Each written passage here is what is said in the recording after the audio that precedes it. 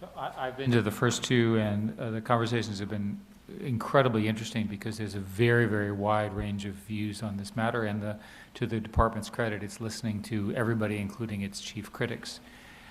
What happens after Stanford, Michael? I'm going to actually turn it mostly over to Josh, but I think the ultimate tasking for us is a set of recommendations that will go to the department. The department has made it very clear that if there will be AI-informed ethical principles or guidance in the department owns that. So we will develop a series of recommendations based on the listening sessions and the people we've talked to. Josh, can you talk about timing on that? Absolutely. So we'll do the sessions at Stanford at the end of April. We'll then have a red team session that'll be part of a subcommittee meeting that'll be closed and classified. And after that, we should have a draft ready to share with the public in anticipation of our June meeting. So the next public board meeting after this one will be in early June at the Defense Innovation Unit in Mountain View, California. Then we'll get feedback and deliberation from all of you at that session. We'll have essentially the summer to make revisions, iterations, follow-up conversations, further interviews, whatever the board needs to do, and then complete it in time for our fall meeting, which is on October 25th. We're hoping that if it's ready, the board will vote as it did today on that and then convey it to the secretary, and then the secretary will begin a staffing process as it will do for software study or the others. We suspect that he'll make the decision to delegate it to an appropriate group, and there'll be an internal coordination process, and then he's committed that at some point when it's over, he'll inform the board what choice he's made about what to do with the principles you proposed. Okay, understood. Are there other reports, Josh, you wanted us to talk about? No, I think that's a good overview. Why don't you give everybody kind of a report on what you all have been up to? Come again? So sorry. Talk through the implementation. Oh, I'm sorry, the implementation of it. So actually, this is your turn to talk. Yes, that's right. No. So actually, Dr. Porter is here. So what I think we'll do, we'll switch the order. Perhaps we should delay you so that we can hear from her. Yes, I think that's much more important. Let me just get to her here. There we go. All right, let me quickly introduce Dr. Porter. He's the Deputy Undersecretary for Research and Engineering. Dr. Porter is responsible for research, development, prototyping activities across the DoD enterprise and oversees the activities of DARPA, the Missile Defense Agency, the Strategic Capabilities Office, the Defense Innovation Unit, all of the department's laboratories and its engineering enterprise, as well as the Undersecretariat staff that develops the advanced technology and capabilities for the department. Dr. Porter previously served as the Executive Vice President of In-Q-Tel and the Director of In-Q-Tel Labs, as well as the President of Teledyne Scientific and Imaging, was the first Director of IARPA, and also previously served as an Associate Administrator at NASA and as a Manager and Scientist at DARPA. Please join me in welcoming Dr. Porter.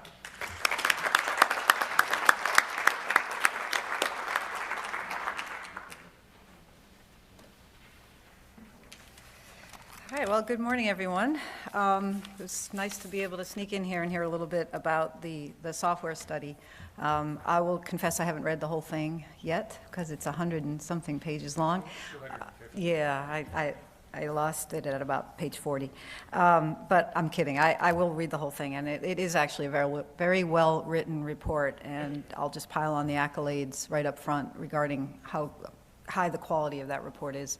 I wanted to thank the DIB members more broadly because I firmly believe that time is our most valuable asset. And when the members of the board get together and put together that kind of quality report, and that's just one report, one study they're doing, I think it shows an incredible dedication and commitment to try to help the department execute our mission more effectively.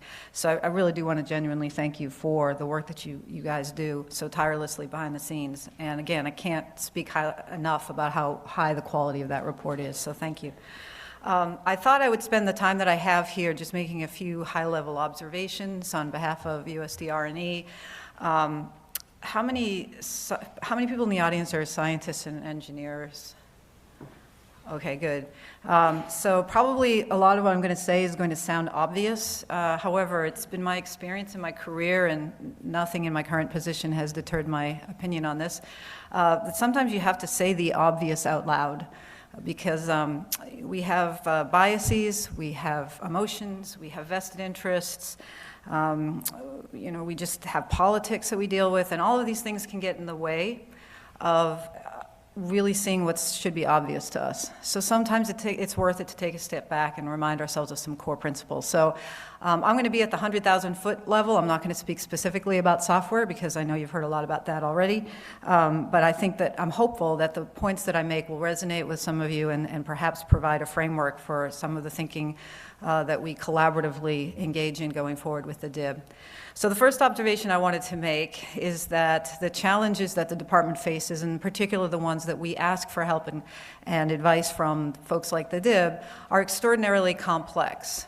And so they actually require an appreciation for that complexity. They require an ability to bring nuance to how we view them, and very importantly, they require a healthy dose of humility.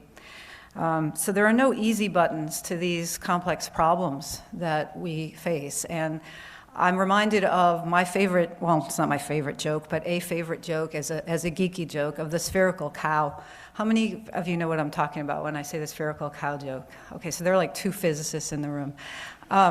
So I'll tell it even though I'm not a good joke teller, and I'll tell you the condensed version because there's a million versions that go on and on and on. But I think it's actually a helpful reminder.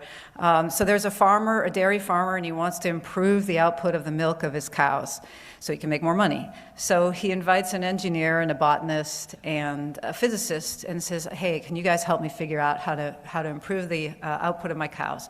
So the engineer says, yeah, I can tell you what you need to do. You need to completely redesign and rebuild your milking stalls. You've got to get many more cows in there.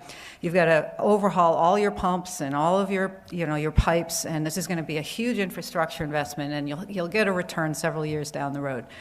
Farmer's very depressed about this, so he turns to the botanist, and if I could remember the real word for a grass specialist, there is one, but we'll call him a botanist.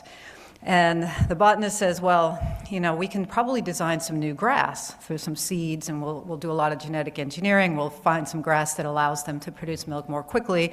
But I got to warn you, this is a very hit or miss kind of thing. It's going to take a lot of experiments and a lot of years to do this just right, and I can't guarantee that it'll work. So the farmer at this point is really depressed. But then he notices a physicist over in the corner looking very smug, as physicists do. And he says, well, do you have any ideas? He says, yeah, there's no problem. This is easy. He says, well, tell me what I need to do. He said, step 1, assume a spherical cow. And for the physicists in the room, of uniform density in a vacuum. So I love that joke because even though it's so silly, and they tell it, by the way, I was an MIT undergrad, so they tell it to all the MIT freshmen when you take your first physics course.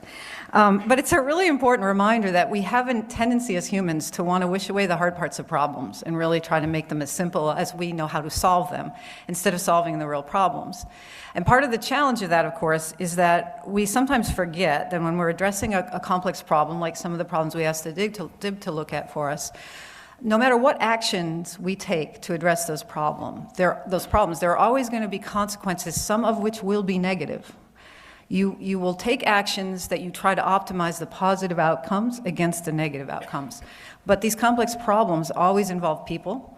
And so you're always going to have social, financial issues. You're going to have security-related issues. And you're trying to balance all of those different equities in a way that manifests on the outside, on the output, that you get more positive than negative. But there will be negative in the decisions that we make, and we have to plan for that. We have to look ahead and say, what are the unintended consequences of the actions that I'm going to take to ensure that we're thinking ahead to those negatives? So I think that's part of the reason why we have to remember the world is complex, and the problems that we're asking of our colleagues to help us solve are extraordinarily complex.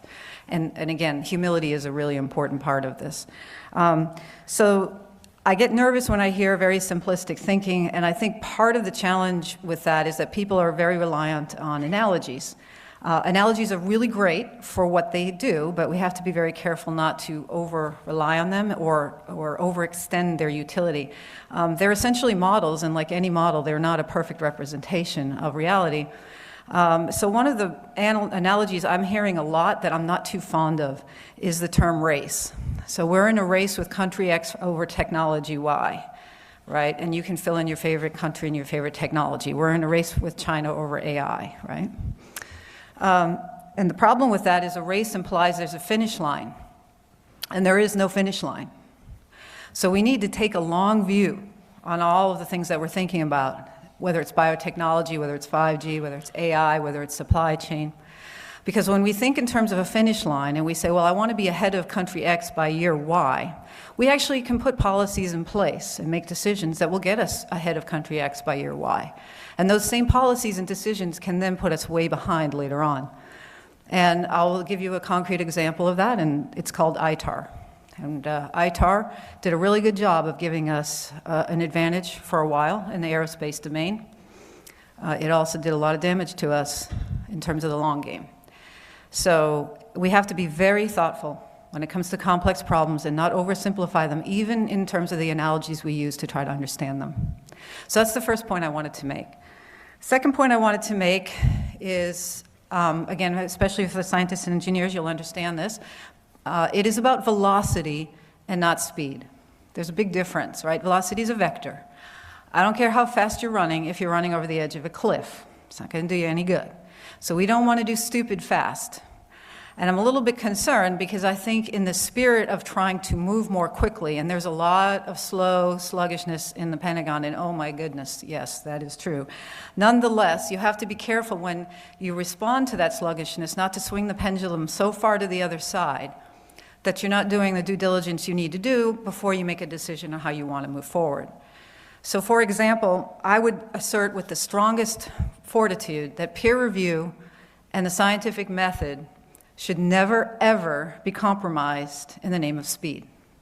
These are not things that you just do out of convenience. These are actual things we do because as scientists and engineers, we believe in the importance of peer review and scientific method. So I'm a little concerned because I see a lot of spirit and momentum behind the concept of speed, and I keep trying to remind people it's velocity. It's not speed. Let's make sure that before we run really fast, we at least know we're going in the right direction. And part of doing that is making sure that we're assessing properly and with independent thought the ideas that are presented to us to pursue. Again, this is why having organizations like the DIB are so important, because they don't have a vested interest in the outcome. They're genuinely trying to bring an independent perspective and to say, all right, before you go in a direction and move quickly, let's at least design a framework that we all think makes sense. So again, that kind of spirit of independent review and assessment is extremely important. It doesn't mean that we shouldn't be eliminating a lot of the bureaucracy that doesn't add value. That's not what I'm saying. But I'm saying as we try to move forward, if we find ourselves in a position that we're making awards on contracts so quickly that we're not even reviewing the contracts to make sure the proposed ideas have technical merit, then we're moving too fast, right? We have to make sure we're at least doing our diligence. The ultimate success metric, remember, it's not speed, it's mission impact. So again, you're not going to transform the future and you're not going to deliver transformative technologies to our warfighters if what we deliver doesn't work because we didn't do our due diligence. Related to this, fail fast. This is another bumper sticker I'm not too fond of, and it's because I don't think it has any meaning. Because failures are not all created equal. And I'm a little concerned that, again, in the mantra of fail fast,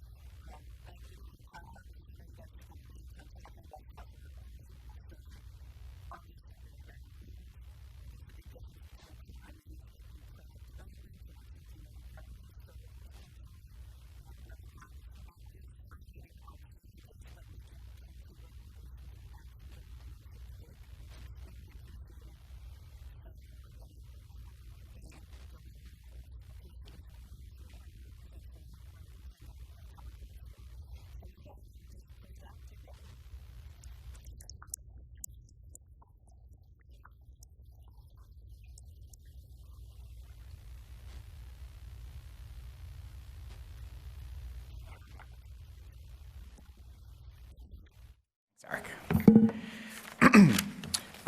So let me just say, first of all, thank you so much, Dr. Porter, for those remarks and that perspective on the work of R&E and how the Defense Innovation Board fits into that. I wanted to remind everyone that after this very brief update, we will have the chance to hear from you. So if you don't have one of these comment cards, my teammates are passing them around. All you have to do is put your name and contact information on here, maybe jot down a couple thoughts would like to say, and as those come up, then I'll call on people at the microphones that are all over the place in every aisle. So really would be great to hear from you. In the meantime, let me say a couple words about how the board's recommendations have been received. And it occurs to me, Dr. Lander, in response to your question, that what we might do going forward is restructure this presentation that I've been giving in the sessions to really include more of a focus on the SWAP study and less of a focus on the previous recommendations, and that way we'll get that progress report. But let me just mention, so it was said earlier, that we are a federal advisory committee board, so we do not get to implement, but the law does state that the board members and other members of FACA boards are entitled to know how the government has received the recommendations and what actions they're taking. So what we've done here is we've organized the board's 16 primary proposals, and at these meetings we always pick about half of them and give an update on what the department's doing in these thematic areas. So we chose 8 to emphasize today. Let me start with recommendation number 2, fittingly very adjacent to the software study, which was to make computer science a core competency of the department. So I wanted to highlight 2 things that I think are really notable and in keeping with the spirit of the software study. The first is the Defense Digital Service, which the board knows well, has a program called GIN-URSO, which is designed to really foster that digital talent and software talent in the department. And so they've just expanded this program in partnership with Army Cyber and just opened a facility actually in Georgia where they'll be carrying out that work on a much wider scale, being able to reach a lot more Army personnel. They have new programs for accelerating the training pipeline for Army Cyber. I think they've managed to get it down by 2/3, and they're expanding their work on bug bounties, Hack the Pentagon, and others, as well as their drone detection program, where they have young Army soldiers and enlisted designing their own software for detecting and defeating drones. And then Kessel Run has come up a few times today. I wanted to mention one of the latest accomplishments out of the Kessel Run team in Boston, which is the Kronos app, which has managed to get an enormous reduction in planning time for F-35 maintenance, which, as you know, just earlier today we heard from Alan Lord how important that is to the department. So really significant progress there with Army and with Air Force. I also wanted to mention some really exciting things we've seen with the sort of maker movement in the Marine Corps, embracing a culture of experimentation. And this is specifically an interesting one.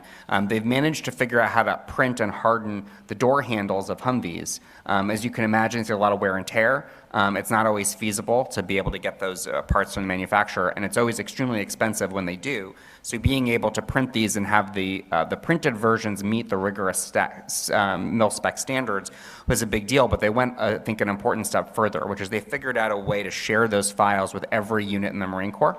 So now, whenever they come up with a CAD file for one of those parts, it can be shared and printed, which is a big part of the vision that we've talked about in the Marine Corps, and the board has expressed about how we'd be able to try to do that sort of from software to impact just in time, widely distributed anywhere in a resilient fashion. It's pretty cool. Of course, artificial intelligence has been one of the board's highest priorities, and did recommend what became the JAKE in recommendation number 5.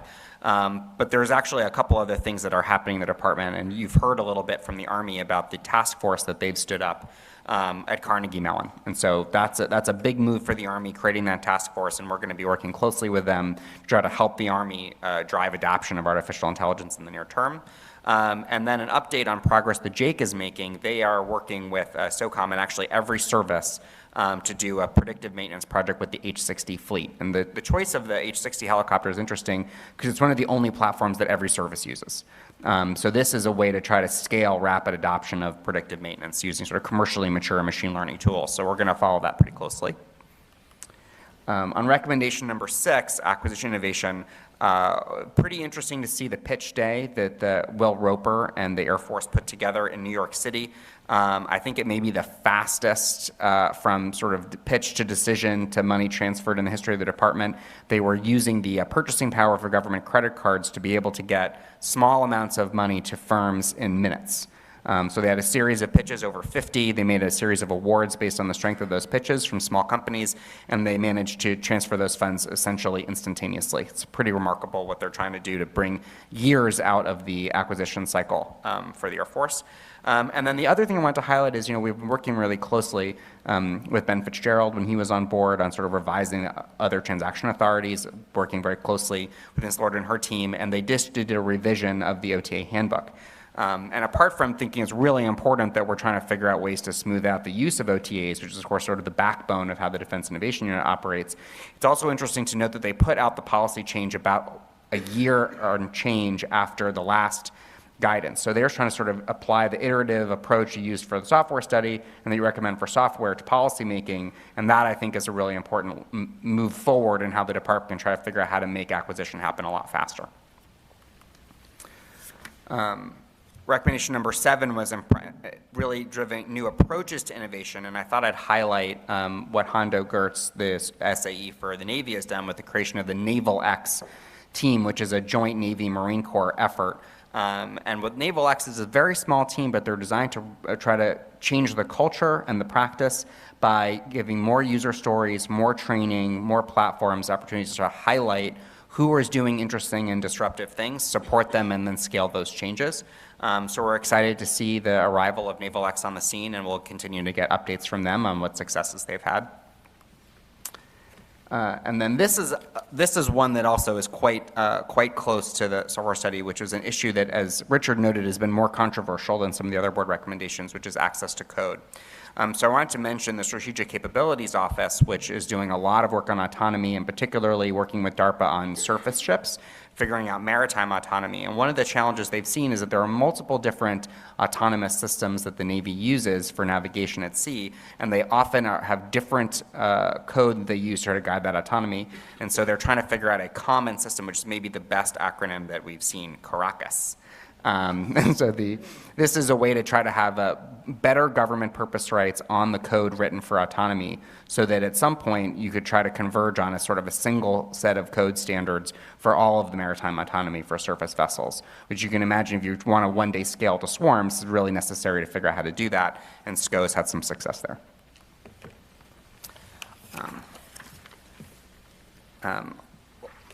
Recommendation number 10 for the board has really been about abundance in transport, bandwidth, and compute, something that the board's emphasized a great deal. And the Army is moving out on its own cloud program office. We've had a series of meetings with them, and they are figuring out a sort of rapid pathway to try to bring not all, but as many as possible of the Army's systems into the cloud. And so they've asked for some consultations with us on how to do that, how to move the appropriate and triage the workloads and try to get Army to cloud faster. And last, I wanted to talk about data. This was one of the last recommendations the board did at the end of last year.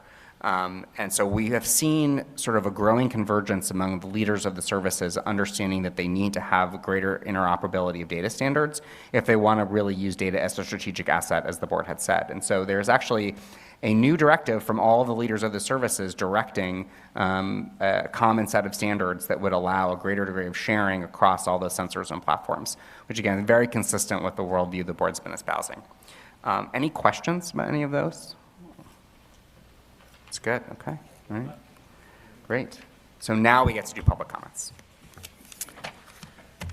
So, please wave them in the air. A member of my team will pick them up.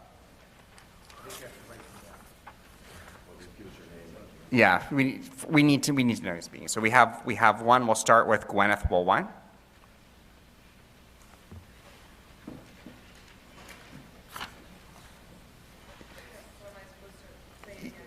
Oh, I'm so sorry, Gwyneth. You are very welcome to approach the microphone. Do you mind using the mic? I'm happy to hand this back to you. We had the same problem in Pittsburgh. So we give it to Bruno when you're done. But thank you, Gwyneth. And I just want to remind everyone that these are 2-minute comments. So 30 seconds left. I'll just give you a little tap on the mic. over here, here, and here. So you have 3 choices. So Great. And next we have Bobby Cunningham. If you're here, you're on deck. And if, it'd be great. Okay. Well, we'll start with you. Is it on?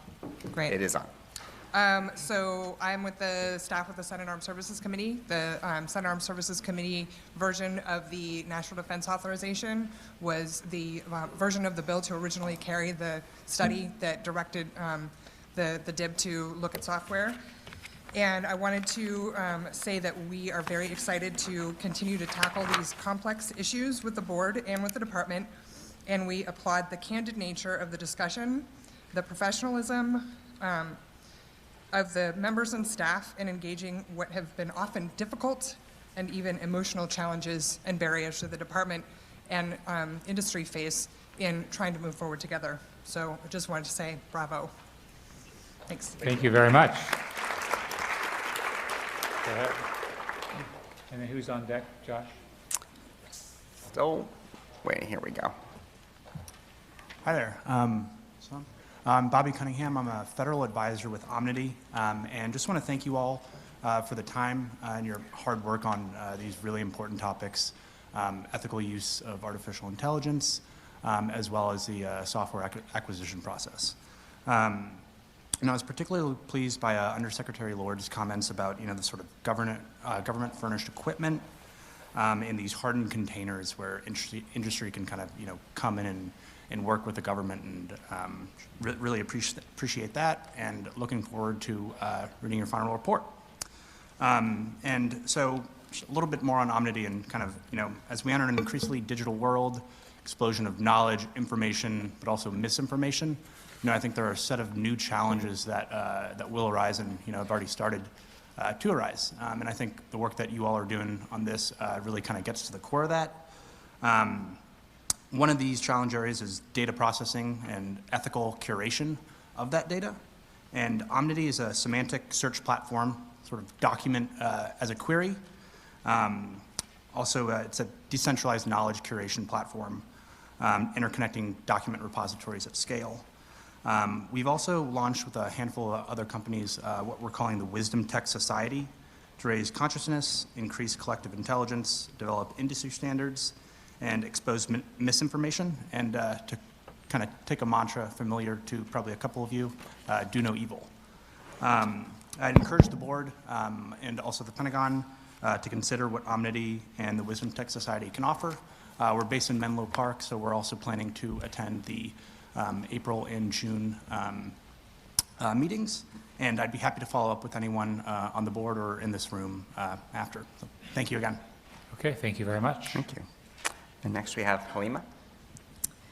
Thank you. My name is Halima Locke, and I am a staffer on the House Armed Service Committee for Chairman Adam Smith, and I just, again, want to really thank the DIB swap for this really, really thoughtful report. I think I can't iterate enough how just important this is and how timely this is. It's responsive to our needs, and I want to specifically shout out the thoughtfulness around the crafting of the 805 recommendation and how that is actually responsive to congressional intent that was present previously and done by my colleagues, and how that's going to actually streamline and kind of meld what we're trying to do as far as bringing the industrial base to the fore and building the innovation base. And so I thank you for that thoughtfulness. I also want to really say I appreciate the awareness of broader acquisition efforts that are present across the government and specific to the DoD, and your shouting out of the program management as evident in your PEO digital recommendation downstream, as well as your comments around intellectual property and how that is dealt with. I look forward to seeing how this is integrated, both at the department level and in our efforts on Congress to really listen to the report and take from it what we can to actually give the tools to those that are using this. And I again want to thank you for the vignettes, because that adds texture when we're trying to explain how timely this is, how important this is, and how this actually creates a better warfighter. So thank you so much. Well, thank you very, very much. Can we get just a quick showing of hands of people who have interacted with us on the SWAP study, some people who helped us? Right. Can we get some thanks for all those people too? Okay.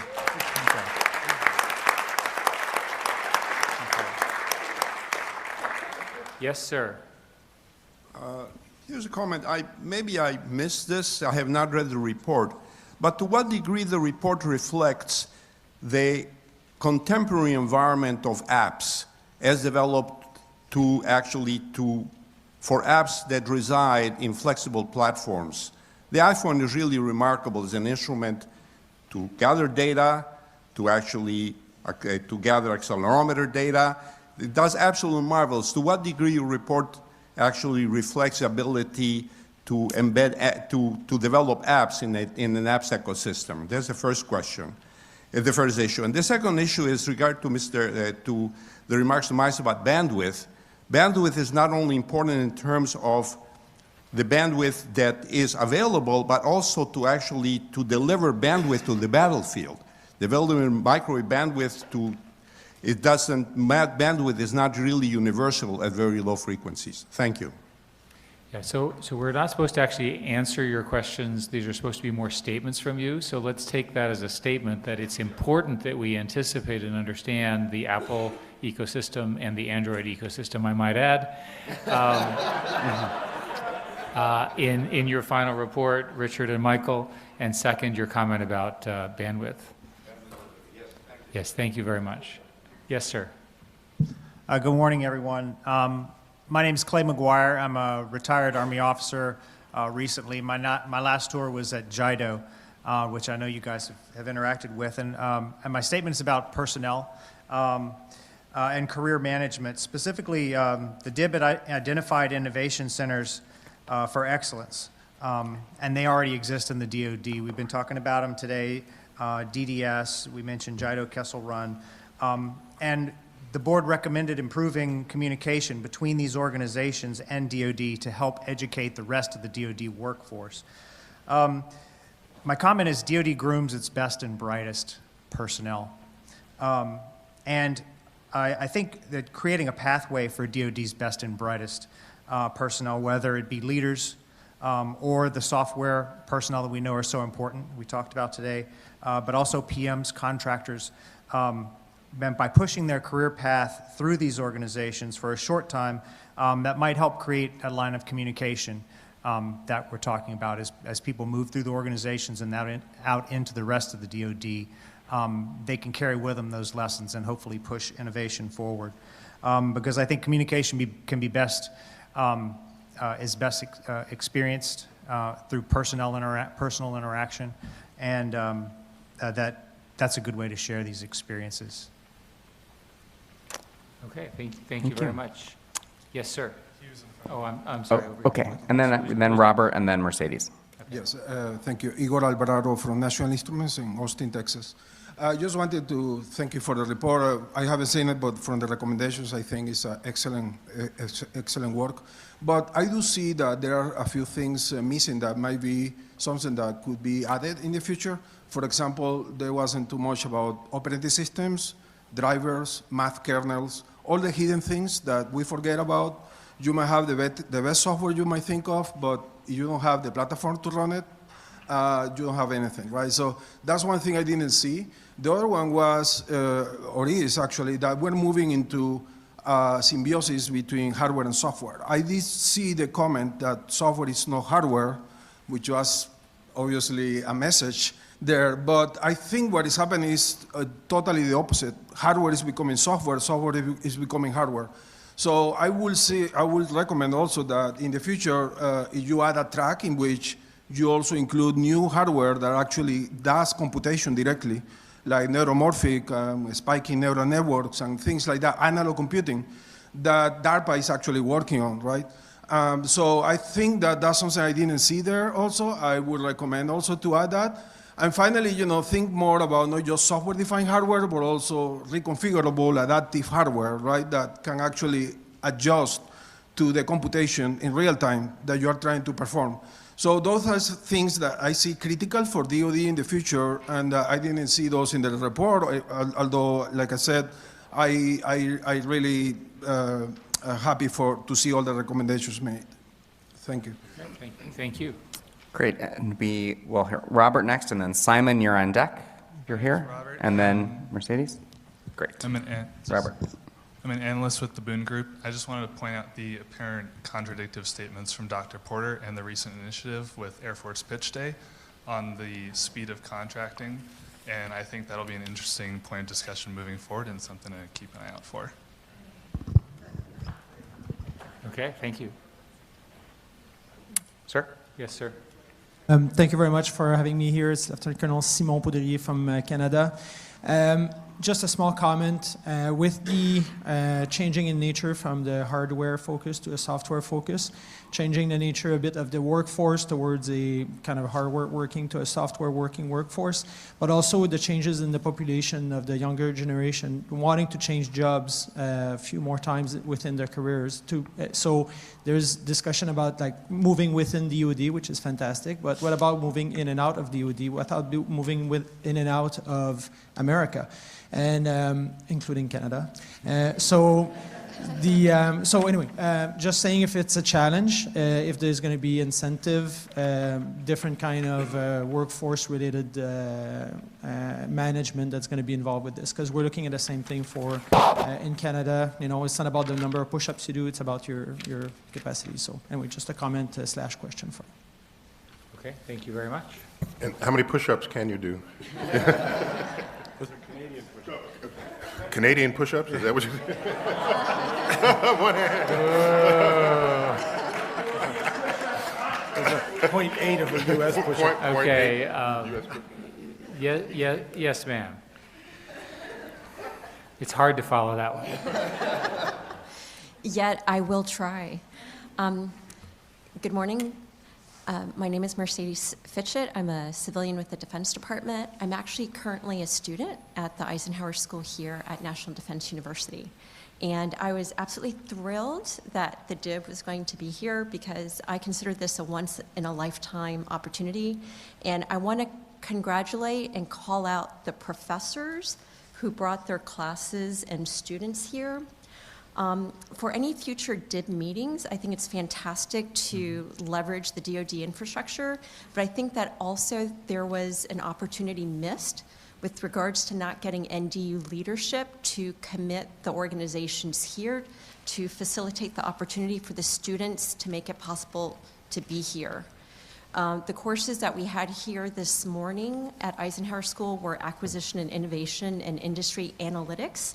And I think both of those courses could certainly have been accommodated to allow for this whole auditorium to have been filled, because again, it's the people adoption, it's the leadership buy-in, it's all levels. So in the future, I would love to see a stronger commitment from DoD organizations to welcome and fully support the DIB. And thank you for your hard work. Thank you. And Josh, we'll give you, as a graduate of this place, an action item to more fully integrate with the National Defense University, which I know we all admire. Yes, we talked with the ambassador about that earlier. We're going to do that. So we have time for 2 more comments. We will hear from Victoria and then Rachel. Good morning. My name is Tori Cuff, and I was previously the Chief of Acquisitions for the entire Kessel Run effort for the Air Force. And so I full-heartedly believe and echo the statements, and am very happy to see all the comments of internal talent. I think some of the most innovative people are the undersold heroes of acquisitions who are reading through the 5,000 plus pages of documents that guide them. And it's not just one. You have the financial management, the contracting, the 5,000 series, the list goes on. But I do want to say that as much as we have champions, we have to protect those people. And my experience at Kessel Run, as in other offices, it's the hardest thing for the DoD to do today. We cannot accelerate careers of people that are the most promising. And we can do more for external hires than we can for internal. It's something we have to change because you have a whole slew of internal talent and definitely incoming talent that really want to serve and serve in a civilian capacity or in uniform that want to keep pushing this forward. And my fundamental belief is that software is going to be the differentiator for all of us. So if we can't figure out software, we're nowhere in the next conflict or even in today's. So very happy to see how much culture and internal hiring, as well as we still need to bring in externals as this board demonstrates a fine talent for insights for our community. Thank you. Thank you. It may not be appropriate to say this, but I'm going to say it, that we talk a lot about Kessel Run, and Victoria is really one of the co-founders of Kessel Run. I mean, she did more for software as anyone I can imagine in the department, and deserves a lot of credit and recognition for that.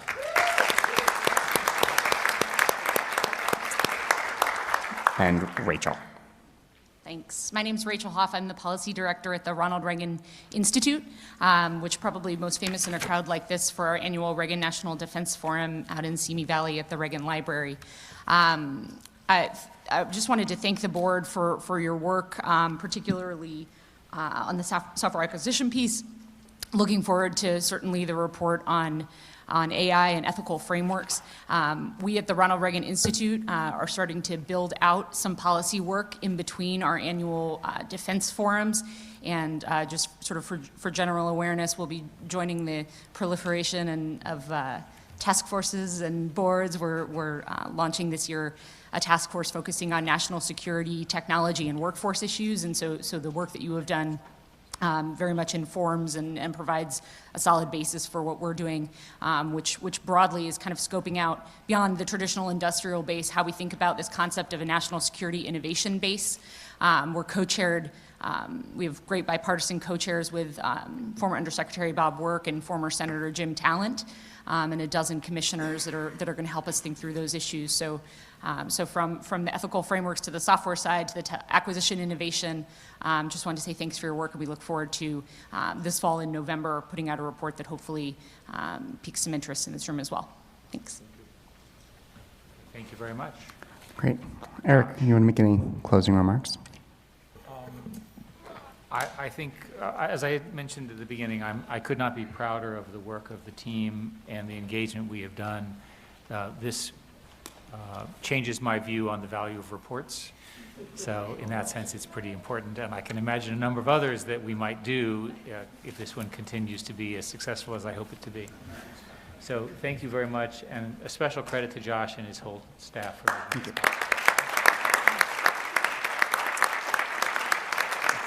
Very much. Thank you. Two quick admin details. First, is there any members of the media present? Great. If you would please meet us at that door, we'll do the media availability, so you can make your way over there. For everyone else, thank you very much for coming, braving the weather and the security lines. Thank you. Hope you'll join us in June. If you would please remain in your seats for about 45 more seconds while the board leaves, we'll be very grateful. Thank you very much.